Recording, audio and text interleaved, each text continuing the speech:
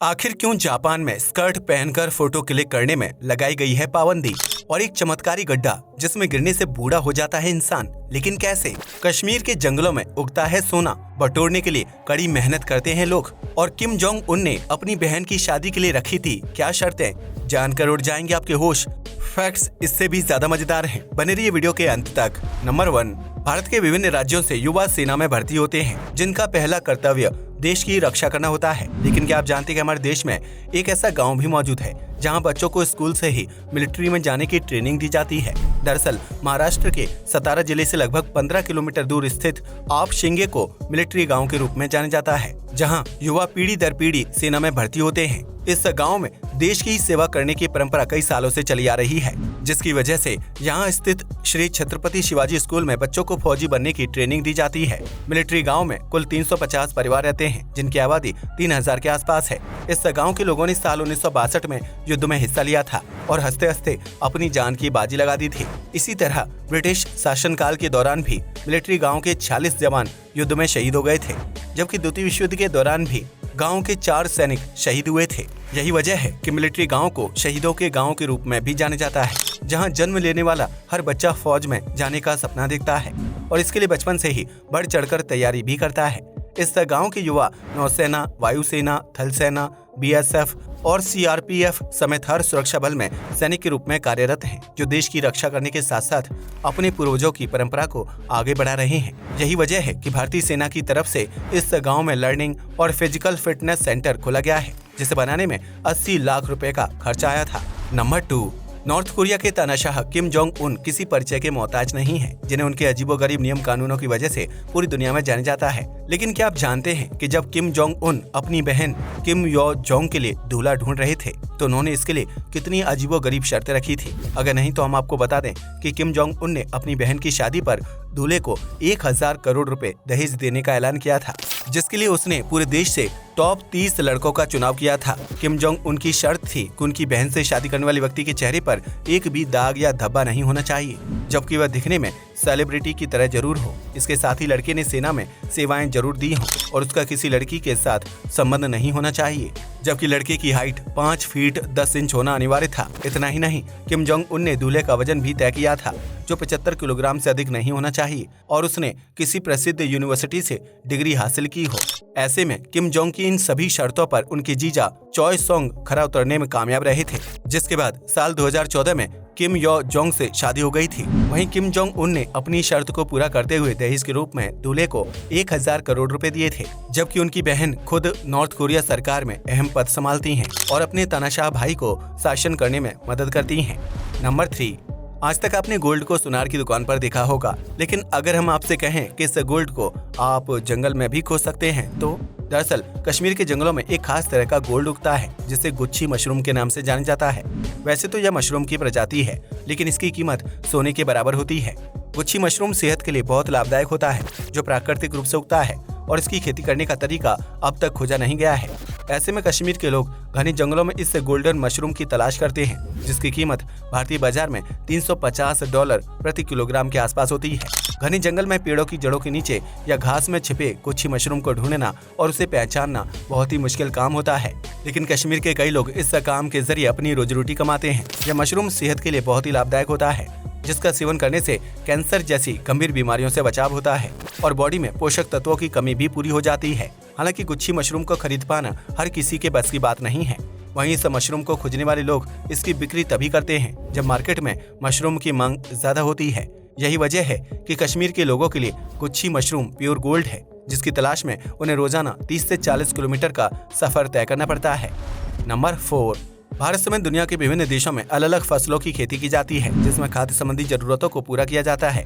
ऐसे में किसी भी देश के किसान को यह आजादी होती है कि वो अपनी मनपसंद फसल की खेती कर सके, लेकिन चीन में मामला थोड़ा अलग नजर आता है। दरअसल चीन में किसानों को सरकार की तरफ से फसल उगाने का ऑर्डर दिया जाता है, जिसकी वजह से वहाँ के किसान अपनी मर्जी से सब्जी या फसलों की खेती नहीं कर सकते हैं। दरअसल चीन सरकार का मानना है कि यहाँ उन्हीं फसलों की खेती होनी चाहिए जिन्हें बेचकर सरकार को फायदा हो सके। ऐसे में सरकार किसानों को फसलों का चुनाव करके खेती करने का ऑर्डर देती है, जबकि पुलिस फोर्स के जरिए किसानों पर समय समय पर नजर भी रखी जाती है। चीन में खेती पर नजर रखने वाले सैनिकों को एग्रीकल्चर पुलिस के नाम से जाना जाता है, जो किसानों पर पूरी नजर रखती है। वहीं अगर कोई किसान सरकार के नियम का उल्लंघन करके खेती करता है तो उसके खिलाफ सख्त कार्रवाई की जाती है और उसकी खेती पर भी बैन लगा दिया जाता है। नंबर 5, इस धरती पर विभिन्न जगहों में प्राकृतिक या मानव निर्मित गड्ढे देखने को मिलते हैं, जिसमें अगर कोई इंसान गिर जाए तो उसकी हड्डी टूटने में ज्यादा समय नहीं लगेगा। लेकिन आज हम आपको एक ऐसे रहस्यमय गड्ढे के बारे में बताने जा रहे हैं जिसमें अगर कोई इंसान गिर जाता है तो वह सीधा बूढ़ा होकर ही बाहर निकलता है। दरअसल यह रहस्यमय गड्ढा यूरोप की चेक रिपब्लिक देश में मौजूद है, जिसे नर्क का द्वार भी कहा जाता है। माना जाता है कि इस गड्ढे में जो भी इंसान रिसर्च करने के लिए उतरता है वह अचानक से गायब हो जाता है। इसके बाद वह इंसान 20 से 30 साल के बाद एकदम से वापस लौट आता है और तब तक उसका शरीर बूढ़ा हो जाता है, जिसकी वजह से वैज्ञानिक इस गड्ढे को लेकर रिसर्च करने से घबराते हैं। दरअसल इस गड्ढे को प्राचीन समय में बनाकर तैयार किया गया था, जो इतना गहरा है कि इसकी गहराई में उतरने और वहां से वापस लौटने में इंसान की जिंदगी के कई साल खर्च हो जाते हैं। बताया जाता है कि पुराने समय में इस गड्ढे को कैदियों को सजा देने के मकसद से बनाया गया था, जिन्हें गड्ढे में धक्का दे दिया जाता था और ऊंचाई से गिरने की वजह से उनकी मौत हो जाती थी। लेकिन एक ऐसा कैदी भी था जो गड्ढे में धक्का देने के बाद जिंदा बचने में कामयाब हो गया था। लेकिन जब वह कैदी गड्ढे से बाहर निकला तो उसकी जवानी के दिन गुजर चुके थे और वह बूढ़ा हो गया था। इसके बाद इस गड्ढे को 13वीं शताब्दी के दौरान बंद कर दिया गया था, जिसके ऊपर लोहे की एक मजबूत जाली मौजूद है। हालांकि कुछ लोगों का कहना है कि यह जाली अपने आप हट जाती है, जिसकी वजह से गड्ढे के रहस्य को जानने के लिए कुछ लोग उसके अंदर उतर गए थे और फिर कई सालों बाद बूढ़े होकर वापस लौटे थे। यही वजह है कि अब इस गड्ढे में जाने की हिम्मत कोई नहीं करता है। हालांकि पर्यटकों के बीच यह बूढ़ा बना देने वाला गड्ढा काफी ज्यादा मशहूर है।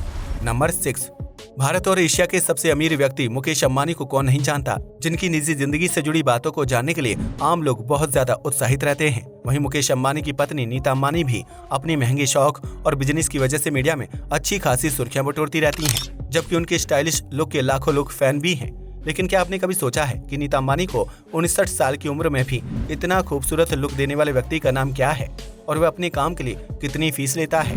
अगर नहीं तो हम आपको बता दें कि नीता अंबानी के पर्सनल मेकअप आर्टिस्ट का नाम मिकी है, जो नीता के अलावा अंबानी परिवार की बेटी ईशा और बहू श्लोका का मेकअप भी करते हैं।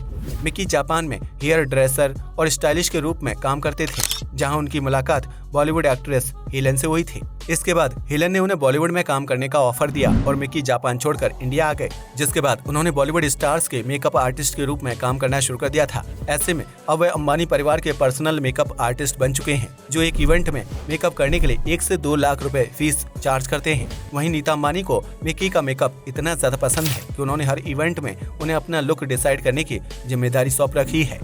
नंबर 7, एक तरफ हमारा समाज बहुत तेजी के साथ आधुनिक होता जा रहा है, जहां लड़कियां हर फील्ड में लड़कों से कदम मिलाकर आगे बढ़ रही हैं। वहीं दूसरी तरफ लड़कियों के कपड़े पहनने को लेकर अभी भी लोगों की मानसिकता में ज्यादा बदलाव नहीं आया है, जिसकी वजह से कई पुरुष शॉर्ट ड्रेस पहनने वाली महिलाओं को अजीबोगरीब नजर से देखते हैं। ऐसे में जापान सरकार ने महिलाओं को सुरक्षा प्रदान करने के लिए एक खास तरह का बिल पास करने की तैयारी कर ली है, जिसके तहत अगर कोई व्यक्ति शॉर्ट ड्रेस या स्कर्ट जैसे कपड़े पहने हुए महिला की तस्वीर क्लिक करता है तो इसे अपराध माना जाएगा। इस नियम को अप स्कर्टिंग का नाम दिया गया है, जिसके तहत ये माना जाता है कि अपराधी मानसिकता रखने वाले लोग ही शॉर्ट ड्रेस पहनी हुई महिला की तस्वीरें क्लिक करते हैं या फिर उन्हें गलत नजरिए से देखते हैं। इतना ही नहीं, उन महिलाओं की तस्वीरों को एडल्ट वेबसाइट पर भेज दिया जाता है, जिसे एक तरह से रेप कैटेगरी में रखा जाता है। जापान में थिएटर, पब्लिक प्लेस और मेट्रो में शॉर्ट ड्रेस पहनी महिलाओं की तस्वीर क्लिक करना बहुत आम बात है, जिसकी वजह से देश में अपस्कर्टिंग अपराध में वृद्धि हो रही है। इन सब चीजों से महिलाओं को न सिर्फ